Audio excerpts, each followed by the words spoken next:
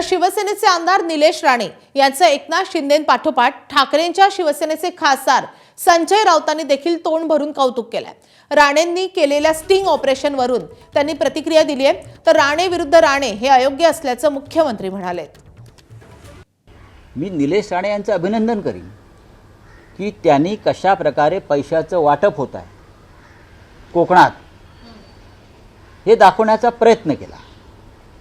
त्यांचे आमचे मतभेद असतील पण शेवटी निवडणुकीमध्ये पैशाचं वाटप कशा प्रकारे होत आहे हे दाखवण्याचा प्रयत्न केला। याचा अर्थ शिंदे गटाचे लोक पैसे खर्च वाटत नाहीत का, जास्त वाटत आहे।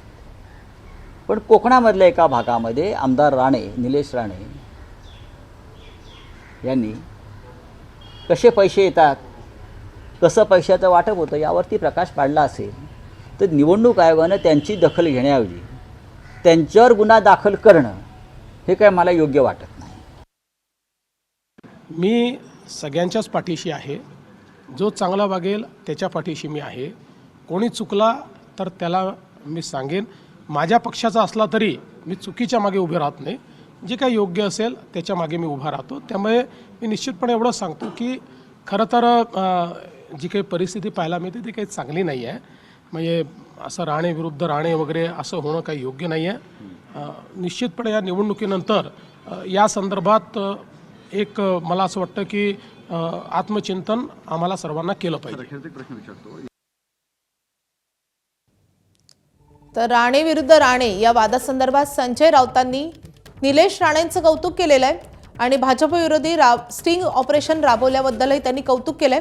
दुसरीकडे मी दोघांच्या बाजूचा आहे अशी प्रतिक्रिया मुख्यमंत्री देवेंद्र फडणवीस यांनी दिलेली आहे।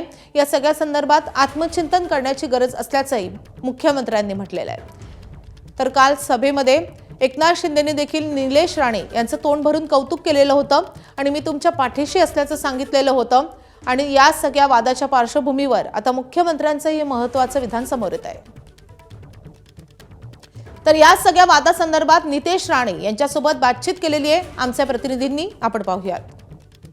आपल्यासोबत मंत्री नितेश राणे आहेत। सर, मोठ्या प्रमाणात रॅलीत सहभागी झालेले आहेत, सावंतवाडीकरांचा सहभाग मोठा आहे। लोकसहभाग आणि लोकांचा आशीर्वाद कशाला म्हणतात याला खुल्या डोळ्याने अगर अनुभवायचं असेल तर आमची ही रॅली पहा। आमच्या श्रद्धाताईंकडे लोक फार आशेने आणि अपेक्षाने पाहत आहेत।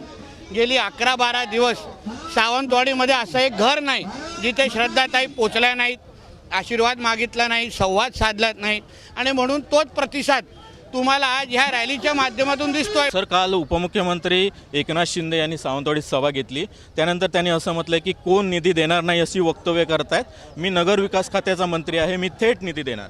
एकनाथ शिंदे साहेब राज्याचे माजी मुख्यमंत्री राहिलेले आहेत। मुख्यमंत्रीचे काय अधिकार असतात हे त्यांना चांगल्या पद्धतीने माहिती आहे। राज्यातली प्रत्येक फाईल ही मुख्यमंत्र्यांकडेच जाते सही करण्यासाठी। काल आदरणीय आमचे अजितदादांनी पण वक्तव्य केलेलं आहे की अर्थ खात्याची प्रत्येक फाईलचा शेवटचा निर्णय हा आदरणीय मुख्यमंत्रीच घेतात आणि म्हणून जिथे सब कुछ देवाभाऊ आहे तिथे दुसरं काय बोलण्याची गरजच नाही। काल तुम्ही असं म्हटलं होतं की आमदार निलेश राणेंना एकटं पाडलं जाते, इतर मंत्री जे आहेत ते रवींद्र चव्हाणांचं नाव घेत नाहीत, त्यांचं फक्त निलेश राणेच त्यांच्यावर टीका करतात किंवा बळीचा बकरा बनवला जातो। नाही, पण जे दिसतंय त्याच्यावर मी आधारित ते बोललेलो आहे।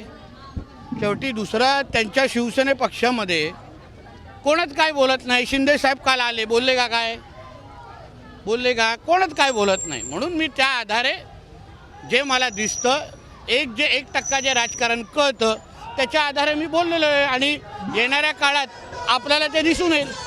काल खासदार नारायण राणे यांची उपमुख्यमंत्री एकनाथ शिंदे यांनी मालवणमधील बंगल्यावर जाऊन भेट घेतली, या भेटीकडे तुम्ही कसं? आमच्या महाराष्ट्राचं राजकारण म्हणजे एकदम यशवंतराव चव्हाणांपासून बाळासाहेब ठाकरे साहेबांपासून असंच राजकारणाच्या पलीकडे नातं जोपासण्याचा आमचा प्रवास राहिलेला आहे। आम्ही विविध पक्षाचे नेते मंडळी असलो तरी महाराष्ट्राचं राजकारण म्हणून आम्ही सगळ्या जणांमध्ये अतिशय उत्तम संवाद आहे, घरगुती संबंध आहेत आणि म्हणून ते संबंध जोपासणं हे आमच्या प्रत्येकाचं काम आहे। मी त्याच चष्म्यातून त्या गोष्टीकडे बघतो। आपण राजकारणाच्या चष्म्यातूनच या सर्व घटनांकडे पाहतोय असं मंत्री नितेश राणे यांनी सांगितलेलं आहे. कॅमेरा पर्सन महबूब शेखसह सदाशिव लाड, एबीपी माझा, सावंतवाडी, सिंधुदुर्ग. एबीपी माझा, उघडा डोळे बघा नीट.